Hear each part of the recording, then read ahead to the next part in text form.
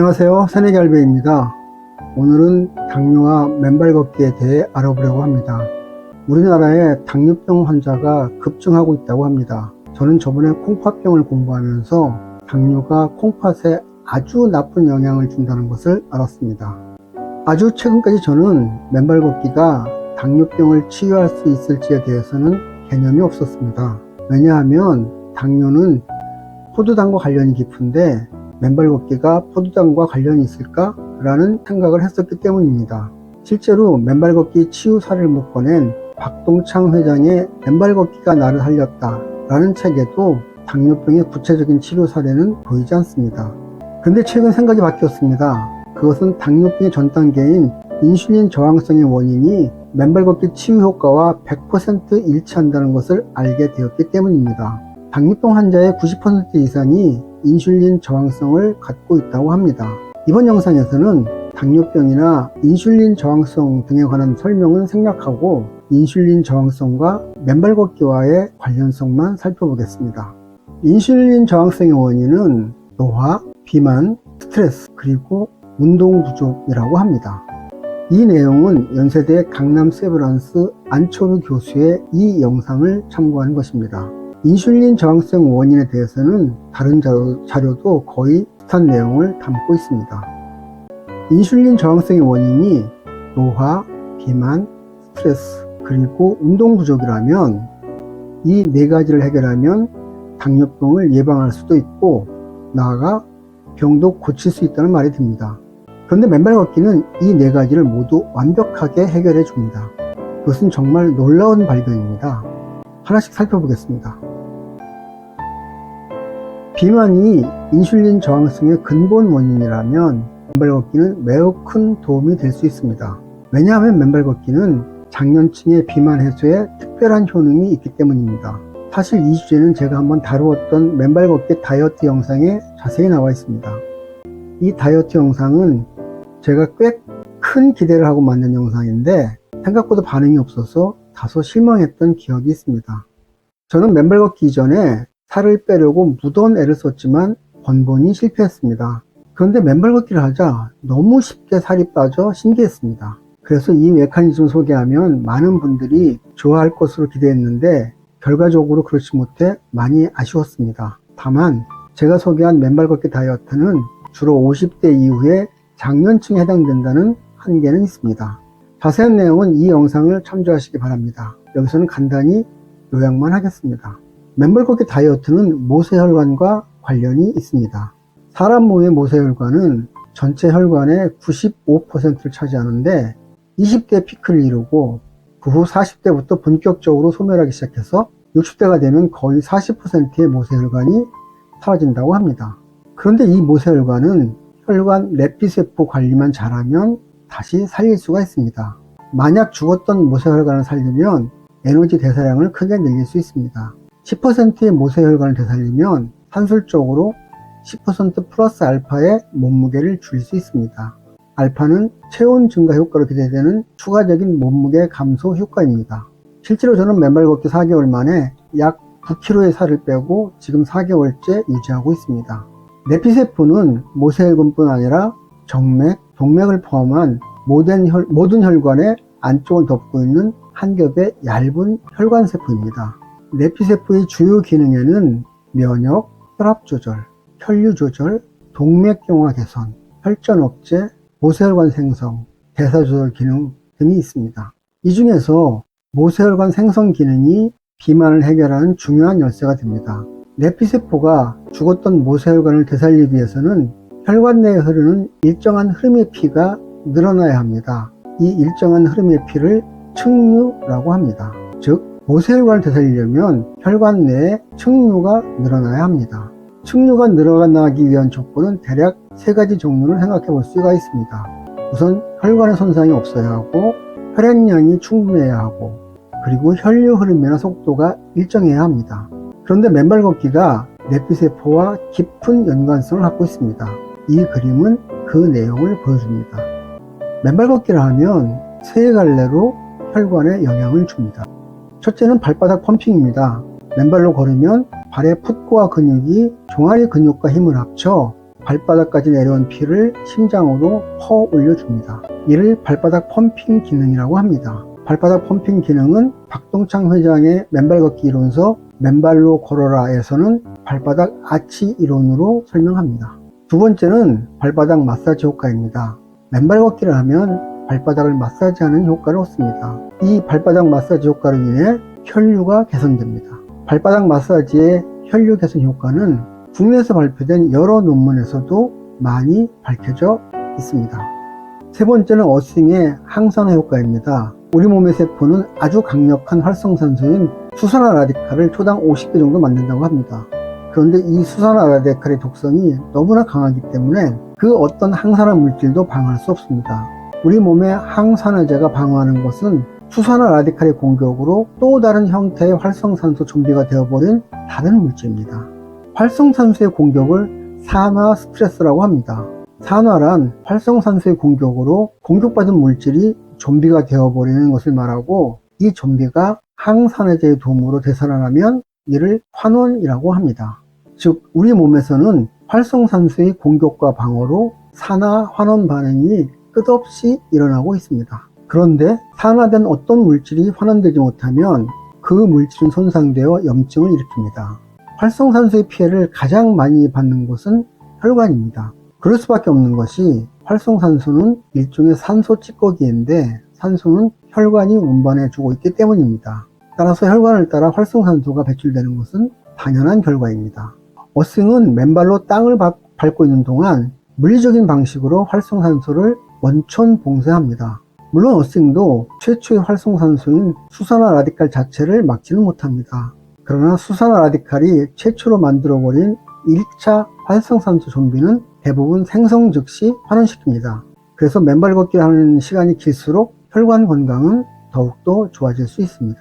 이와 같이 맨발 걷기는 혈류를 개선하고 내피세포를 튼튼하게 해줍니다. 여기에 적당한 물과 소금을 섭취해 피의 양을 보충해주면 충류의 모습을 갖는 혈류를 보다 많이 만들 수 있습니다. 이 충류가 죽은 모세혈관을 되살립니다. 모세혈관이 되살아나면 모세혈관이 지나가는 장기도 되살아납니다. 혈관과 장기가 늘어나면 체온도 올라갑니다. 그러면 당연히 몸의 대사량이 늘어납니다.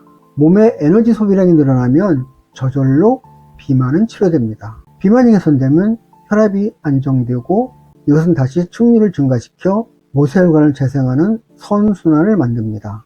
아울러 맨발 걷기를 하면서 물과 소금 그리고 먹거리를 조절해주면 훨씬 더 큰 비만 개선 효과를 거둘 수 있습니다. 당뇨병 환자들에게 먹거리의 다음으로 강조되는 게 운동입니다. 당뇨병 환자에게 운동은 선택이 아니라 필수라고 합니다. 운동을 하면 칼로리를 소모하게 함으로써 혈당을 낮출 수 있습니다. 약물요법이나 식사요법을 하면서 운동도 함께하면 치료 효과를 극대화할 수 있습니다. 즉, 운동을 하면 당뇨 합병증을 예방하고 심혈관계 질환의 발생 위험을 감소시키고 말초 조직에서 인슐린에 대한 감수성을 높여서 고혈당을 완화시킬 수 있습니다. 그런데 제가 관심을 갖는 것은 맨발 걷기가 당뇨병 환자들에게 의미 있는 운동이 될 수 있느냐 하는 것입니다. 여기서 우리가 짚고 넘어가야 할 게 한 가지 있는데, 그것은 맨발 걷기와 걷기 운동은 다르다는 것입니다. 맨발 걷기를 하는 많은 분들이 이것을 혼동하고 있습니다. 그래서 맨발 걷기를 하면서 걷기 운동에서 제시하는 여러 가지 걷기법을 실천하러 애를 씁니다. 그렇게 하면 큰일 납니다. 맨발 걷기는 다치지 않는 게 최우선입니다. 이런 점에서 맨발 걷기는 걷기 운동과는 다르게 생각해야 합니다. 기본적으로 맨발 걷기도 움직이는 짓이지만 저는 여기에 어떻게 하면 운동 효과를 더할 수 있을까를 고민합니다. 그래도 최소한 맨발 걷기는 저강도의 걷기 운동으로 분류되는 산책 정도의 운동 효과는 거둘 수 있습니다. 그런데 이 정도의 운동 효과가 당뇨병 치료에 도움이 될까요? 연세사랑병원 황승준 원장에 의하면 당뇨 환자들의 운동은 환자 개인별로 운동 종류와 강도를 결정하는 것이 바람직하다고 합니다. 가장 중요한 것은 규칙적으로 하는 것입니다. 그래서 19, 30분 이상 매일 하는 것을 권장합니다. 운동 종류는 시간이나 장소에 특별하게 구애받지 않고 누구나 쉽게 접근할 수 있는 운동을 권장한다고 합니다. 권하는 운동으로는 산책, 빨리 걷기, 달리기, 줄넘기, 맨손 체조, 자전거 타기 등이 있습니다.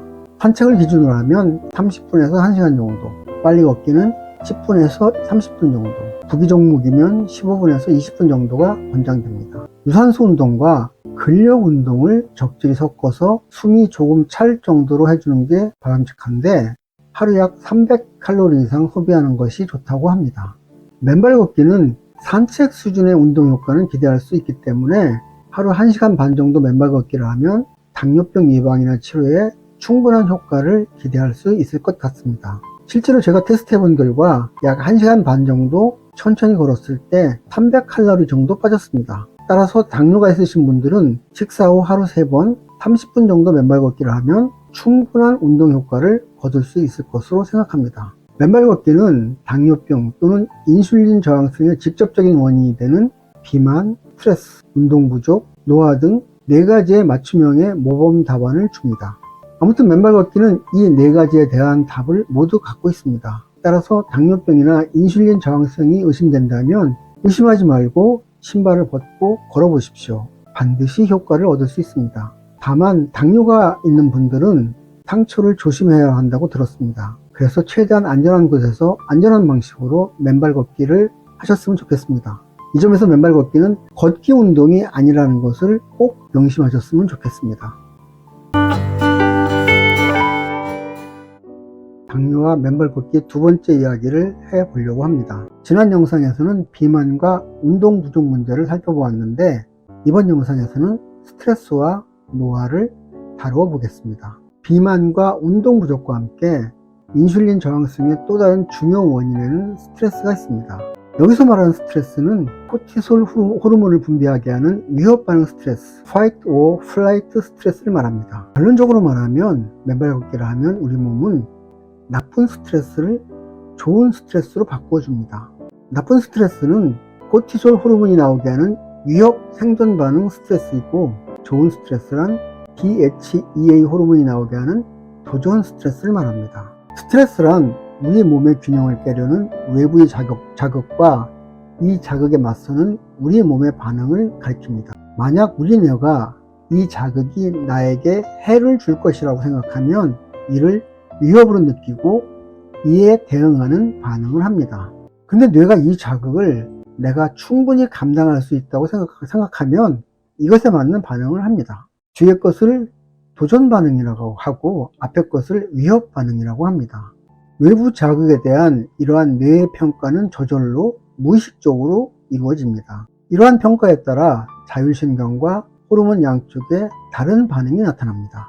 위협 반응으로 느끼면 교감신경이 활성화되고 호르몬은 코티솔이 분비됩니다.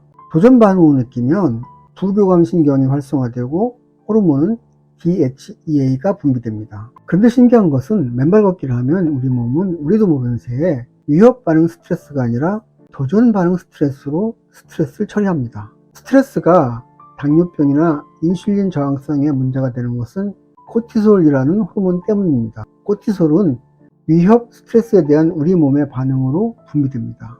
위협 반응 스트레스는 우리 몸이 스트레스를 생존의 문제와 연결시킵니다. 길을 가다 호랑이를 만나면 우리는 싸울까 도망칠까 중 하나를 선택해야 합니다. 그 어떤 것을 선택해도 몸은 최대한 긴장할 수밖에 없습니다. 교감신경이 흥분하고 온몸에 코티솔이 퍼집니다. 코티솔은 인슐린 활동을 정지시킵니다. 특히 인슐린의 에너지 저장 기능을 중단시킵니다. 사느냐 죽느냐 하는 판에 한가하게 에너지를 저장할 수는 없겠죠. 그뿐 아니라 몸에 여러 곳에 저장되어 있던 포도당도 모두 녹여냅니다. 싸우거나 도망칠 때 쓰기 위해서죠. 그래서 피 속에 포도당이 넘치게 됩니다. 이런 스트레스가 지속되어 만성화되면 인슐린은 더욱 불안정해지고 인슐린 저항성은 더욱 악화됩니다. 그런데 맨발 걷기를 하면 우리 몸은 스트레스를 코티솔 대신 DHEA가 분비되는 도전 스트레스로 무의식적으로 바꿔줍니다. 이 효과가 정말 대단합니다. 당뇨병과 인슐린 저항성의 원인이 되는 것은 코티솔을 분비하게 하는 위협 반응 스트레스입니다. 여러 번 강조했지만 맨발 걷기를 하면 위협 반응 스트레스를 도전 반응 스트레스로 바꿔줍니다. 도전 반응 스트레스는 우리에게 불편함을 주는 외부의 자극을 성장의 계기로 삼고 집중력과 의지력을 유지하게 해주고 건강도 지켜줍니다. 부교감 신경을 활성화시켜 마음의 안정감과 편안함을 주고 DHEA 호르몬을 분비해서 면역 기능과 생식 기능도 활성화시켜 줍니다. 노화는 여러 원인이 결합되어 이루어지기 때문에 어느 하나를 주된 원인으로 꼽기는 어렵습니다. 그래서 대부분 노화는 불가항력으로 생각합니다. 그런데 많은 이들이 활성산소를 노화의 주범으로 꼽습니다. 만약 활성산소가 노화의 주범이 맞다면 맨발 걷기는 최고의 노화 방지 치유법이 될 수 있습니다. 왜냐하면 맨발 걷기는 노화의 중요한 원인인 활성산소를 상당량 없애주기 때문입니다. 활성산소가 노화의 주범이라고 생각하는 것은 충분히 근거가 있습니다. 왜냐하면 활성산소는 세포 내 미토콘드리아에서 에너지를 만드는 과정에서 발생하기 때문입니다. 세포는 우리 몸을 구성하는 기본 조직입니다. 따라서 활성산소는 몸의 모든 곳에서 일정하게 생산되어서 아주 일정하게 몸 전체를 공격하기 때문에 충분히 노화의 1차 주범으로서의 자격을 가질 수 있습니다. 1991년 미국의 존스 홉킨스 대학 의학부는 인간에게 생기는 질병은 거의 36,000가지인데 이 질병의 90% 정도가 활성산소와 관련이 있다고 발표했습니다. 미토콘드리아의 에너지 대사 과정 중에 과산화수소가 발생합니다. 과산화수소는 결국 물에 산소 원자가 하나 더 결합한 분자식을 갖고 있습니다.